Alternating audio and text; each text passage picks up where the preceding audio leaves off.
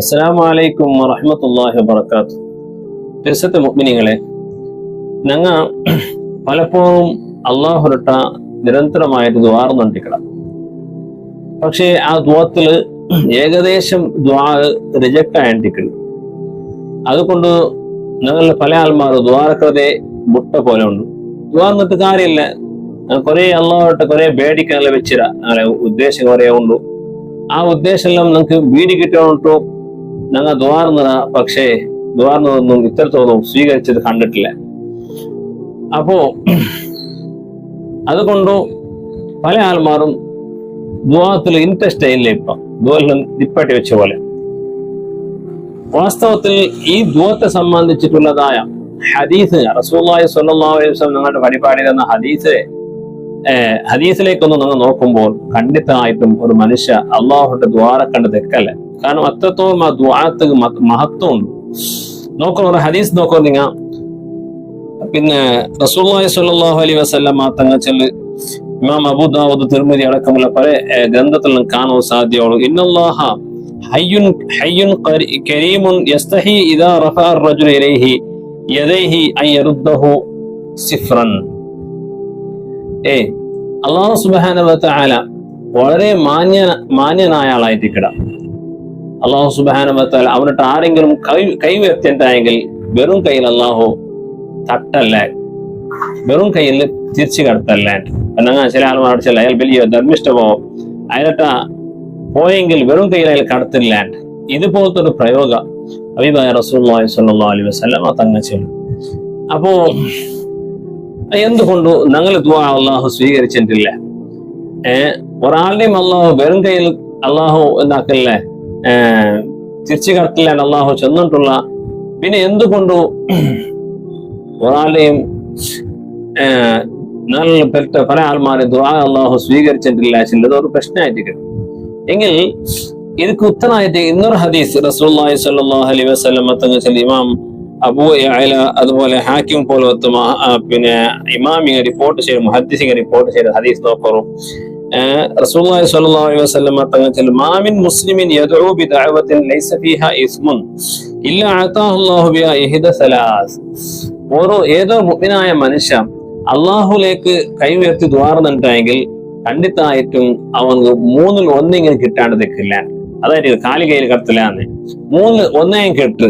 അതിൽ ഏതായിട്ട് ഒന്ന് ഇമ്മ അജ്ജലഹു ദഅവതഹു, ഒന്നിരിക്കലോ അവർ ഉത്തരം അപ്പമേ ക്യാഷ് ആൻഡ് ക്യാരി, അപ്പമേ ക്യാഷ് ആയിട്ട് അള്ളാഹു കൊടുക്കണം.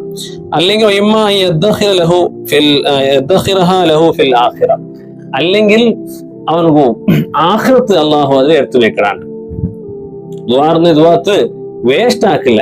ആഖിറത്ത് അതിന് ഉത്തരവുണ്ട്. അതൊക്കെ എന്താക്കുക അള്ളാഹു ഉത്തര തണ്ട, അതൊക്കെ പല തണ്ടാണ്.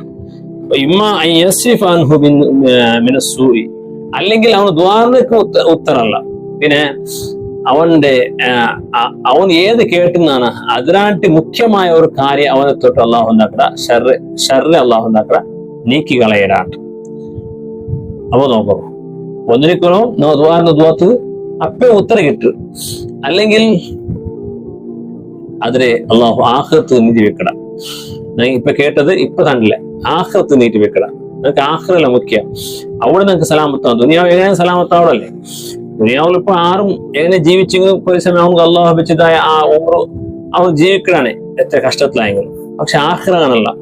അപ്പൊ ആഖിറത്ത് പോയിട്ട് അവനുക്കുള്ളതായ ആവശ്യത്തെ അള്ളാഹു പൂർത്തിയാക്കി കൊടുക്കണം.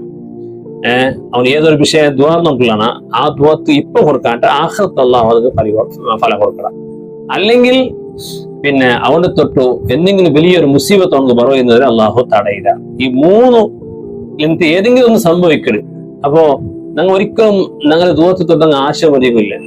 ഞങ്ങൾ ദ്വാർന്നുണ്ടേക്ക അള്ളാഹു ഏതെങ്കിലും ഒന്നും നമുക്ക് തരാണ്ടതേക്കില്ല. അതായത് അള്ളാഹു വളരെ മാന്യനായ വ്യക്തിയായിട്ടിരിക്കണം.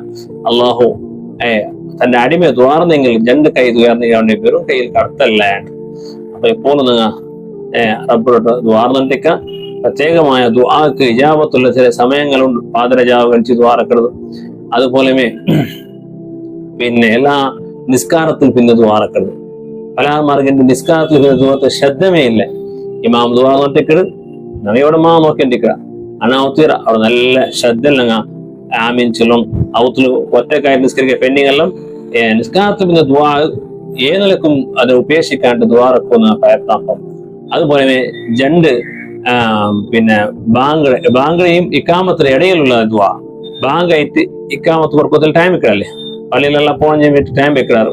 അല്ലെങ്കിലും അല്ലാത്ത ടൈമിലും ഞങ്ങ ബാങ്കും ഇക്കാമത്തിന്റെ ഇടയിൽ ഞങ്ങ വേഗമായിട്ട് ഉളവാക്കി വെച്ചിട്ട് ആ സമയത്ത് ദ്വാർന്നെങ്കിൽ പോലും ദ്വാക്ക് ഉത്തര തന്ന അള്ളാഹു തന്നാട്ട് റസൂലുള്ളാഹി സ്വല്ലല്ലാഹു അലൈഹി വസല്ലമ തങ്ങ ഞങ്ങൾക്ക് വാഗ്ദാനാക്കിയത് അള്ളാഹു സുബ്ഹാനഹു വ തആല ഞങ്ങളെല്ലാ ഹലാലായ ഉദ്ദേശങ്ങൾ അള്ളാഹു പൂർത്തിയാക്കി തരട്ടെ. ഈ ഒരു വിഷയത്തെ എല്ലാവരും നിങ്ങൾ ഷെയർ ആക്കറും. അള്ളാഹു നിങ്ങൾക്ക് അർഹമായ പ്രതിഫലം തന്നാണ് അനുഗ്രഹിക്കട്ടെ. അസ്സലാമു അലൈക്കും വറഹ്മത്തുള്ളാഹി.